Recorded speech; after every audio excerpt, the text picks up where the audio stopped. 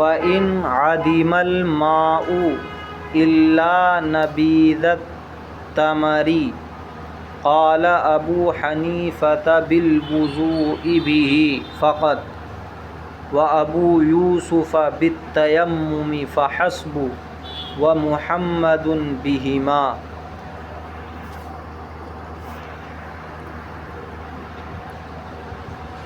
فَإِنْ عَدِمَ الْمَاءُ، پس اگر پانی ختم ہو جائے، پانی معدوم ہو جائے، الا نبیذ التمر، مگر نبیذ تمر موجود ہو، یعنی کسی کے پاس صرف نبیذ تمر ہے، کھجور کی بنائی ہوئی نبیذ۔ یہ اس نبیذ کے بارے میں بات چل رہی ہے کہ ہم نے پانی میں کھجور ڈال دیے اور پانی کے اندر کھجور نے اپنا اثر چھوڑ دیا، لیکن پانی کا ابھی نہ سیلان ختم ہوا ہے، یعنی اس کا بہنا پن، وہ بہہ بھی سکتا ہے، نہ اس کا پتلا پن ختم ہوا ہے۔ اگر یہ حالت ہے تو اس نبیذ کے بارے میں اختلاف ہے۔ اگر ہمارے پاس پانی نہیں ہے، صرف نبیذ تمر ہے، کھجور ڈال دیے پانی کے اندر اور کھجور نے اپنا رنگ چھوڑ دیا، لیکن پانی کے اندر ابھی رقت اور سیلان موجود ہے، تو امام ابو حنیفہ علیہ الرحمہ فرماتے ہیں کہ اس سے وضو کر لے، صرف اس سے وضو کر لے، کام چل جائے گا نبیذ تمر سے۔ اور امام ابو یوسف رحمۃ اللہ علیہ فرماتے ہیں کہ تیمم کرے، صرف نبیذ تمر کا استعمال نہ کرے، صرف تیمم کرے۔ اور امام محمد رحمہ اللہ فرماتے ہیں کہ دونوں کام کرے، تیمم بھی کرے اور نبیذ تمر سے وضو بھی کرے۔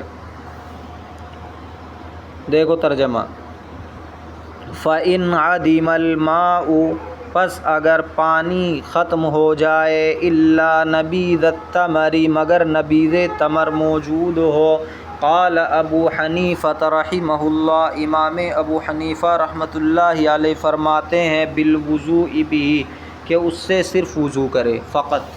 تو امام ابو حنیفہ اس سے صرف وضو کے قائل ہیں، وابو یوسف بالتیمم فحسب، اور امام ابو یوسف صرف تیمم کے قائل ہیں، ومحمد بہما، اور امام محمد دونوں کے قائل ہیں کہ وضو بھی کرے اور تیمم۔ والخلاف فی نبیذ هو حلو رقیق یسیل کالماء،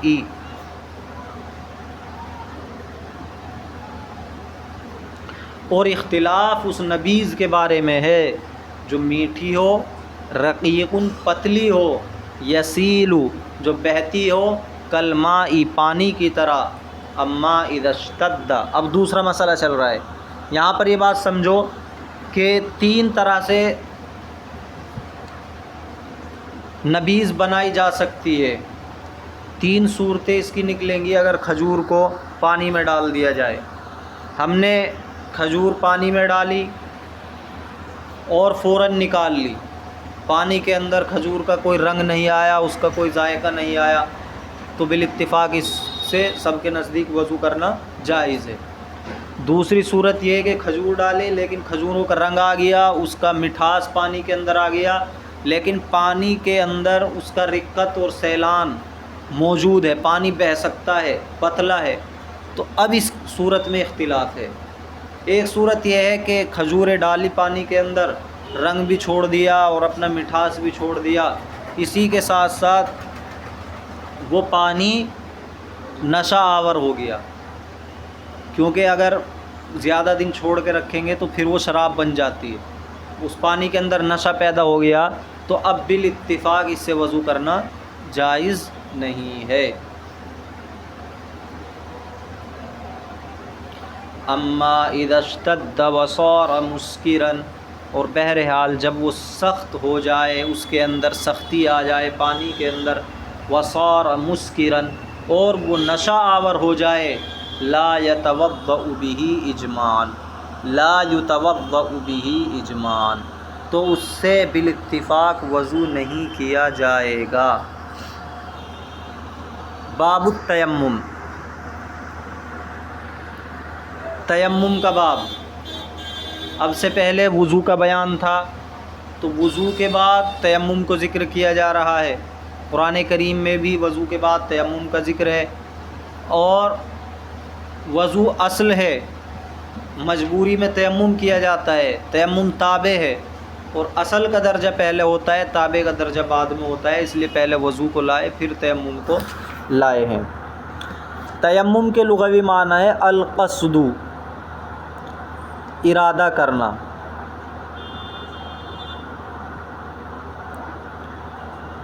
اور شرعی طور پر اس کے معنی ہے کہ پاک مٹی کا ارادہ کرنا طہارت حاصل کرنے کے لیے۔ تیمم کون کر سکتے ہیں؟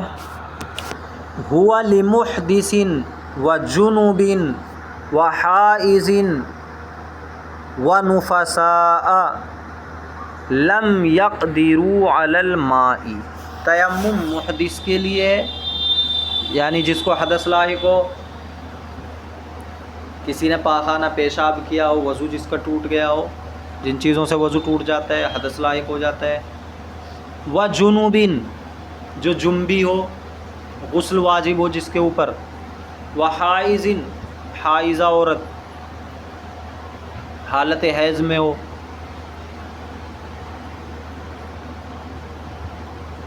ونفساء، اور نفساء عورتیں یعنی جو حالت نفاس میں۔ حالت نفاس میں ہونے کا مطلب یہ ہے کہ اب نفاس کی حالت میں یہ ناپاک ہیں، وضو ان کا نہیں رہا ہے، اسی طرح حائضہ کا وضو نہیں رہا ہے، تو انہیں پاک ہونے کے لیے غسل کرنا ہوگا۔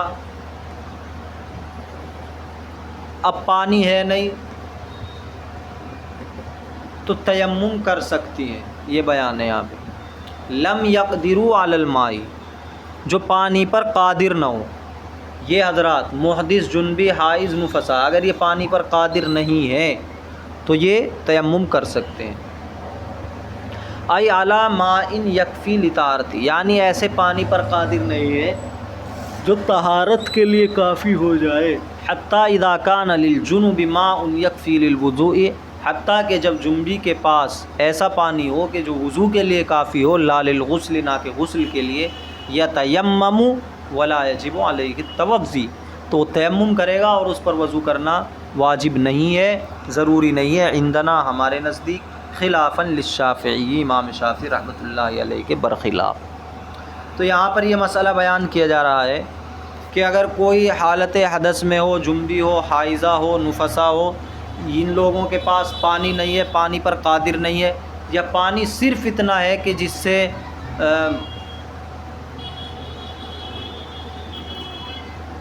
وضو کر سکتے ہیں، غسل نہیں کر سکتے۔ بھائی جنبی پہ غسل واجب ہے، حائضہ عورت پہ غسل واجب ہے، نفسا عورتوں پر غسل واجب ہے، لیکن ان کے پاس پانی بالکل نہیں ہے تو تیمم کریں گے۔ اور اگر پانی ہے لیکن اتنا ہے کہ وضو تو کر سکتے ہیں، غسل نہیں کر سکتے، تو اس صورت میں تیمم کریں گے، وضو نہیں کریں گے۔ ہمارے نزدیک یہی مسئلہ ہے، لیکن امام شافعی رحمۃ اللہ علیہ کے نزدیک اس کے برخلاف ہے۔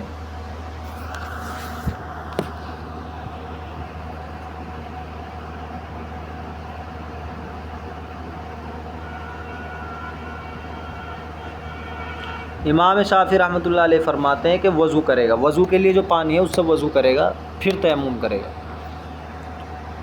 دیکھو، ہوا لمحدث وجنوب وحائض ونفساء، تیمم محدث، جنبی، حائضہ اور نفساء عورتوں کے لیے ہے جو پانی پر قادر نہ ہو، یا ایسے پانی پر قادر ہوں، اتنے پانی پر قادر ہوں، یکفی لطہارت، یعنی ایسے پانی پر قادر نہ ہوں کہ جو ان کی طہارت کے لیے کافی ہو جائے۔ حتیٰ اذا کان للجنب ماء یکفی للغسل، حتیٰ کہ جنبی کے لیے جب ایسا پانی ہو کہ جو صرف وضو کے لیے کافی ہو، لا للغسل، نہ کہ غسل کے لیے، یتیمم، تو وہ تیمم کرے گا، ولا یجب علیہ التوضی، تو وضو کرنا اس پر واجب نہیں ہے۔ اب تیمم سے ہی دونوں چیزیں ہو گئی اس کی، اگرچہ وضو کے لیے پانی ہے لیکن اس سے وضو نہیں کرے گا۔ ہمارے نزدیک یہی مسئلہ ہے، خلافاً للشافعی، امام شافعی کے برخلاف۔ امام شافعی رحمۃ اللہ علیہ فرماتے ہیں کہ وضو کے لیے جب پانی ہے تو وضو کرے گا اور پھر تیمم کرے گا۔ اما اذا کان مع الجنابۃ حدث یوجب الوضوء، بہرحال جب جنابت کے ساتھ حدث ہو جائے تو وضو کو واجب کر دے گا۔ اب یہ جنابت سے تھا لیکن اس نے تیمم کر لیا تو جنابت جاتی رہی، پاک ہو گیا، لیکن اب اس کو حدث لاحق ہو گیا۔ مثال کے طور پر ری خارج ہو گئی، اس نے پیشاب کر لیا، اب اس حدث کی وجہ سے اس پر وضو کرنا واجب ہو گیا۔ اما اذا کان مع الجنابۃ حدث، بہرحال جب جنابت کے ساتھ حدث لاحق ہو جائے تو جنابت کے ساتھ حدث کیسے لاحق ہوگا؟ جب جنابت ہوگی تو حدث تو پہلے سے ہی ہوگا۔ تو یہاں عبارت میں ما جو ہے بعد کے معنی میں ہے، ترجمہ اس طرح ہوگا بہرحال جب اذا کان مع تیمم بعد تیمم الجنابۃ، جنابت کے تیمم کے بعد حدث لاحق ہو جائے، جنابت کا تیمم کر لیا ہم نے تو اس وقت وضو بھی ہو گیا اور غسل بھی ہو گیا، یہ سمجھو، لیکن اب پھر حدث لاحق ہو گیا اس کے بعد، تو اب وضو کرنا ضروری ہے۔ یوجب الوضوء، وضو کو واجب کر دے گا، یجب علیہ الوضوء، اس پر وضو واجب ہو جائے گا، فالتیمم للجنابۃ، اور تیمم جنابت کے لیے ہوگا بالاتفاق۔ سمجھ میں آ رہا ہے؟ ہمارا وضو بھی نہیں تھا، غسل بھی نہیں تھا، حالت جنابت میں تھے، پانی صرف اتنا تھا کہ وضو کر سکیں، لیکن اس پانی سے وضو نہیں کریں گے بلکہ تیمم کر لیں گے، دونوں چیزیں ہو جائیں گی، وضو بھی ہو گیا، تیمم بھی ہو گیا۔ اب اس تیمم کے بعد پھر یہ سمجھو کہ حدث لاحق ہو گیا، یعنی وضو ٹوٹ گیا، ری خارج ہو گئی، پاخانہ پیشاب کر لیا، خون نکل گیا۔ اب اس صورت میں یہ وضو کرے گا، غسل نہیں ٹوٹا اس کا، وہ غسل جنابت کا جو اس نے تیمم سے کیا ہے وہ باقی رہے گا۔ وَأَمَّا إِذَا كَانَ لِلْمُحْدِثِ مَاءٌ يَكْفِي لِغَسْلِ بَعْضِ أَعْضَائِهِ فَالْخِلَافُ ثَابِتٌ أَيْضًا، اور بہرحال جب محدث کے لیے ایسا پانی ہو، اتنا پانی ہو کہ وہ کافی ہو جائے اس کے بعض اعضاء کو دھونے کے لیے، فَالْخِلَافُ ثَابِتٌ أَيْضًا، تو اختلاف ثابت ہے نیز، یعنی یہاں بھی اختلاف ہے۔ ہمارے یہاں تو یہ ہے کہ وہ جب اتنا پانی نہیں ہے تو تیمم کر لے گا، ارے وہ صرف ہاتھ دھو سکتا ہے، اتنا پانی ہے، پورا وضو نہیں کر سکتا تو تیمم کر لے گا، اسے ہاتھ دھونے کی بھی ضرورت نہیں ہے۔ اور امام شافعی کہتے ہیں کہ جتنا پانی اسے استعمال کرے گا پھر تیمم کرے گا۔ اچھا ان کے پاس پانی کیوں نہیں ہے، پانی پر قادر کیوں نہیں ہے؟ لِبُعْدِهِ مِیلًا، اس کے 1 میل دور ہونے کی وجہ سے، 1 میل دور ہونے کی وجہ سے۔ تو 1 میل کتنا ہے؟ میل شرعی 1 کلومیٹر 800 کچھ میٹر، یہ ہوتا ہے 1 میل۔ المیل ثلث الفرسخ،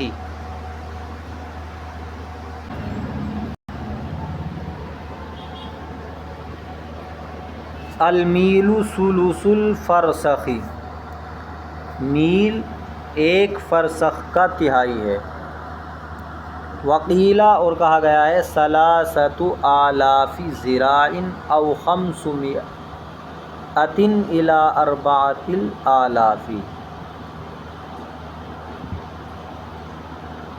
3,000 گز یا 3,500 گز سے 4,000 گز تک، یہ ہوتا ہے 1 میل۔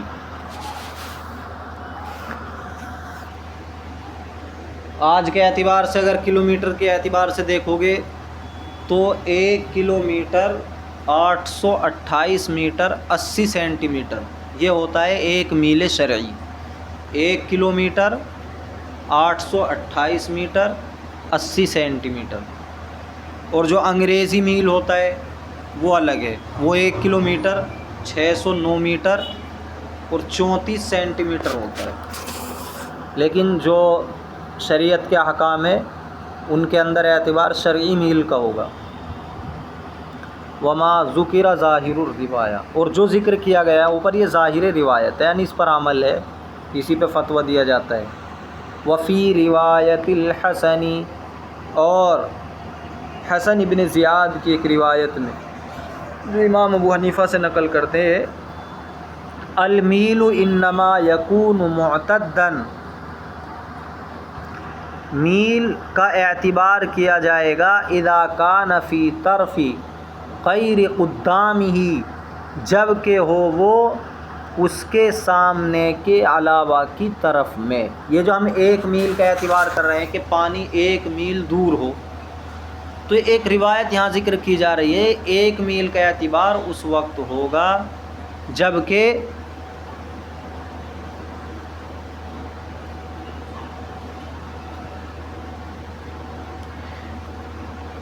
جدھر وہ آدمی سفر کر رہا ہے، مسافر جدھر سفر کر رہا ہے ادھر پانی نہ ہو، بلکہ اس کے دائیں طرف ہو یا بائیں طرف ہو یا پیچھے کی طرف ہو۔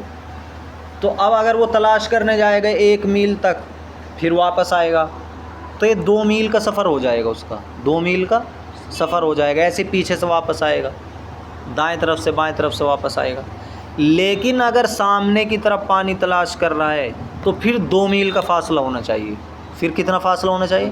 2 میل کا، کیونکہ وہ تو آگے تو بڑھتا رہے گا، واپس تو آئے گا نہیں، پانی دیکھ کے واپس اپنی جگہ آئے گا، کیونکہ اس کا سفر ہی اس طرف ہے، وہ چلتا رہے گا، تو اسے 2 میل تک تلاش کرنا پڑے گا۔ اگر 2 میل کے اندر ہوگا تو پھر وضو کرے گا، نہیں تو تیمم کرے گا۔ یہ ایک روایت ہے، لیکن یہ ظاہر روایت نہیں ہے۔ انما یکون معتدن، اور اعتبار کیا جائے گا پانی کا اذا کان فی 1 میل کا اذا کان فی طرف غیر قدامہ، جب کہ وہ ہو ایسی طرف میں غیر قدامی جو اس کے سامنے والی نہ ہو، حتی یسیر میلین، یہاں تک کہ وہ 2 میل بن جائے گا، ذہاباً و مجیئاً، آنے جانے کا۔ فاما اذا کان فی قدامہ، بہرحال جب وہ اس کے سامنے ہو، فیعتبر ان یکون میلین، تو اعتبار کیا جائے گا پھر اس بات کا کہ وہ 2 میل ہو۔ سامنے میں کتنا اعتبار کیا جائے گا؟ 2 میل۔ او لمرض، یا پانی پر قادر نہ ہو مرض کی وجہ سے، کوئی بیماری ہے کہ جس سے اندیشہ ہے کہ بیماری اور زیادہ بڑھ جائے گی، تو پھر بھی تیمم کر سکتا ہے۔ لا یقدر معہ، ایسے مرض کی وجہ سے کہ اس مرض کے رہتے ہوئے قادر نہیں ہو سکتا ہے علی استعمال الماء، پانی کے استعمال پر۔ او ان استعمل الماء، یا اگر وہ پانی استعمال کرے گا اشتد مرضہ، اس کا مرض بڑھ جائے گا۔ حتی لا یشترط خوف التلف، یہاں تک کہ شرط نہیں لگائی جاتی ہے تلف ہو جانے کے خوف کی، بس مرض بڑھ جائے، ہمیں ایسا لگتا ہے کہ اگر پانی استعمال کریں گے تو مرض بڑھ جائے گا، تو اب تیمم کی اجازت ہے۔ ایسا نہیں ہے کہ اگر پانی استعمال کریں گے تو ہمارا وضو ہی ختم ہو جائے، ہاتھ پیر کام کرنا چھوڑ دیں، ایسی کوئی شرط نہیں ہے۔ اگر مرض بڑھ جائے تو بس اجازت مل جائے گی۔ خلافاً للشافعی، امام شافعی کے برخلاف، امام شافعی کے برخلاف یہ شرط لگاتے ہیں کہ جب خوف ہو عضو کے تلف ہو جانے کا، اس وقت ملے گی اجازت۔ تیمم کی اجازت کب ملے گی؟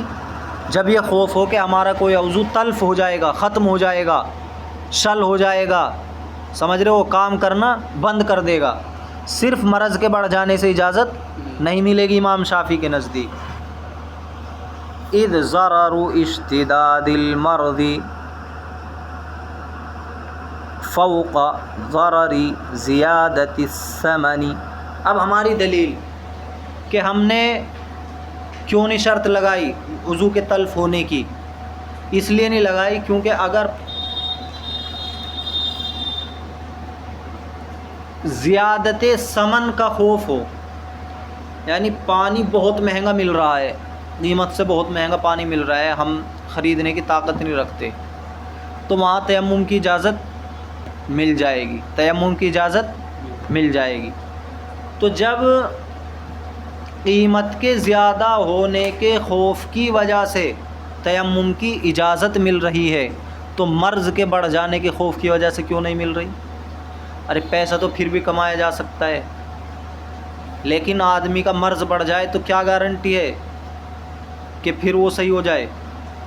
تو آدمی قیمت زیادہ ہے پیسے کی، تو اسی لیے ہم نے شرط نہیں لگائی کہ جب ثمن کی زیادتی کی وجہ سے تیمم کی اجازت مل رہی ہے تو پھر مرض بڑھ جانے کی وجہ سے بھی تیمم کی اجازت ملنی چاہیے۔ یہ شرط نہ لگانی چاہیے کہ اگر وہ عضو ختم ہو جائے تبھی جا کے اجازت ملے گی۔ اِذ ضرر اشتداد المرض، اس لیے کہ مرض کا بڑھ جانے کا خوف فوق ضرر زیادت الثمن، قیمت کی زیادتی کے خوف سے زیادہ ہے، بڑھا ہوا ہے۔ وَهُوَ يُبِيحُ التَّيَمُّمَ، اور یہ تیمم کو جائز کر دیتا ہے، یعنی زیادت ثمن۔ او بردن، یا ٹھنڈک کے خوف کی وجہ سے، پانی پہ قادر نہیں ہے، اگر پانی استعمال کرے گا تو اعضاء کام کرنا بند کر دیں گے، بہت جہاں پر بہت زیادہ ٹھنڈ ہوتی ہے تو وہاں پانی کے استعمال سے اگر نقصان پہنچے تو وہاں بھی اجازت مل جائے گی تیمم کی۔ پانی گرم کرنے کا بھی کوئی سسٹم نہیں ہے، اب ایسا نہیں ہے کہ ٹھنڈا پانی ہے اور ہم گرم بھی کر سکتے ہیں، گرم کرنے پہ قادر ہیں اور پھر تیمم کر رہے ہیں، وہاں اجازت نہیں ملے گی۔ جہاں اسے گرم کرنے کی بھی کوئی صورت نہ ہو، یعنی اسے استعمال میں لانے کی ایسی صورت نہ ہو کہ جس سے ہمیں نقصان نہ پہنچے، بلکہ صرف نقصان ہی نقصان کا اندیشہ ہو، اگر استعمال کریں گے تب ہے اجازت۔ ای ان استعمل الماء، اگر وہ پانی کو استعمال کرے گا یضرہ، تو اس کو وہ نقصان پہنچا دے گا۔ او عدوین، یا دشمن کے خوف کی وجہ سے، پانی تو ہے لیکن وہاں دشمن کھڑا ہوا ہے، وہ پانی لینے ہی نہیں دیتا، یا بہت خطرناک جانور بیٹھا ہوا ہے، اگر جائیں گے تو وہ ڈس لے گا، چیر پھاڑ کرنے والا کوئی جانور ہے، تو وہاں بھی اجازت مل جائے گی تیمم کی۔ او عطشن، یا پیاس کی وجہ سے، پانی تو ہے لیکن اتنا ہے کہ اگر اس کو ہم نے استعمال کر لیا وضو کے اندر یا غسل کے اندر تو پھر پینے کے لیے پانی باقی نہیں رہے گا، اور جب پینے کے لیے پانی باقی نہیں رہے گا تو پیاس لگے گی، تو اس خوف کی وجہ سے بھی کیا ہے، تیمم کی اجازت ہے۔ ای ان استعمل الماء، یعنی اگر پانی کو استعمال کرے گا خاف العطش، تو اس کو خوف ہے پیاس کا، تو کیا ہے پھر اس پانی کو پینے کے لیے باقی رکھے اور تیمم کر لے۔ یہ سفر کے دوران ایسا واقع پیش آ سکتا ہے جہاں پتہ ہے کہ یہی پانی ہے اور کہاں سے لوں گا، اور جو آج کل کے سفر ہیں ان میں نہیں چلے گئے، یہ جو جنگلوں کے سفر ہوتے تھے جہاں پانی دور، اب تو جہاں بھی تم جاؤ گے خرید سکتے ہو، بکتا رہتا ہے پانی گاڑیوں میں۔ او ابیح الماء للشرب، یا کہیں پانی تو اس نے پایا لیکن وہاں صرف پانی کو پینے کی اجازت دی گئی ہے اور کسی استعمال کی اجازت نہیں دی گئی، تو وہاں بھی تیمم کرے گا۔ او ابیح الماء، یا پانی کی اجازت دی گئی ہے، جائز کیا گیا ہے للشرب، پینے کے لیے، حتیٰ اذا وجد المسافر ماء فی حب، حتیٰ کہ جب مسافر پانی پائے کسی گڈھے میں، کسی جگہ میں، تو جبن اگر پڑھیں گے تو کنواں ہو جائے گا، حبن کے معنی گڈھا، معدن للشرب، جس کو تیار کیا گیا ہے پینے کے لیے، جاز لہ التیمم، تو اس کے لیے تیمم جائز ہے، کیونکہ پانی جو یہاں پہ ہے صرف پینے کے لیے ہے۔ الا اذا کان کثیرا، مگر جب کہ وہ پانی کثیر ہو، پی بھی سکتے ہیں اور استعمال بھی کر سکتے ہیں۔ فیستدل، تو پھر وہ دلالت کرے اس بات پر کہ انہ للشرب والوضو، کہ پینے کے لیے بھی ہے اور وضو کے لیے بھی ہے، پھر تو استعمال کر سکتے ہیں۔ فَأَمَّا الْمَاءُ الْمُعَدُّ، اور بہرحال وہ پانی کے جس کو صرف تیار کیا گیا ہے وضو کے لیے، فَإِنَّهُ يَجُوزُ أَن يَشْرَبَ مِنْهُ، تو جائز ہے کہ اس سے پی لے، اگر پانی کوئی صرف وضو کے لیے رکھا گیا ہے تو اس سے پی بھی سکتا ہے، لیکن اس کا الٹا نہیں ہے کہ صرف پینے کے لیے رکھا گیا ہے تو اس سے وضو نہیں کرے گا۔ وَعِنْدَ الْإِمَامِ الْفَضْلِ کی عکس والا، اور امام فضلی کے نزدیک اس کے برعکس ہے، تو اس کے برعکس کیا ہوگا؟ ارے ہمارے ہاں تو یہ تھا کہ اگر صرف پینے کے لیے رکھا گیا ہے تو اس سے وضو نہیں کر سکتے، لیکن اگر وضو کے لیے رکھا گیا ہے تو اس سے پی سکتے ہیں۔ ان کے یہاں یہ ہو جائے گا کہ اگر صرف پینے کے لیے رکھا گیا ہے وضو کر سکتے ہیں، لیکن اگر صرف وضو کے لیے رکھا گیا ہے تو اس سے پی نہیں سکتے۔ فلا یجوز التیمم، تو تیمم جائز نہیں ہوگا۔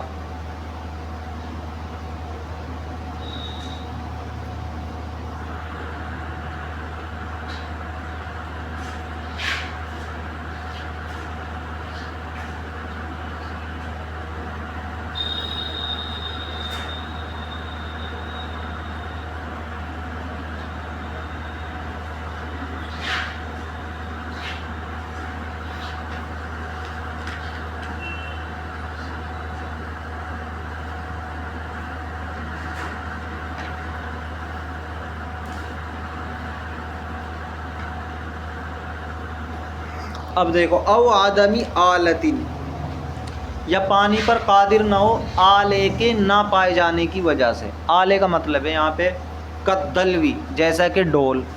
کنواں تو ہے، کنویں میں پانی بھی ہے، لیکن نکالیں کیسے؟ نکالنے کا کوئی سامان نہیں ہے، تو بھی تیمم کر سکتے ہیں. ونحویہا،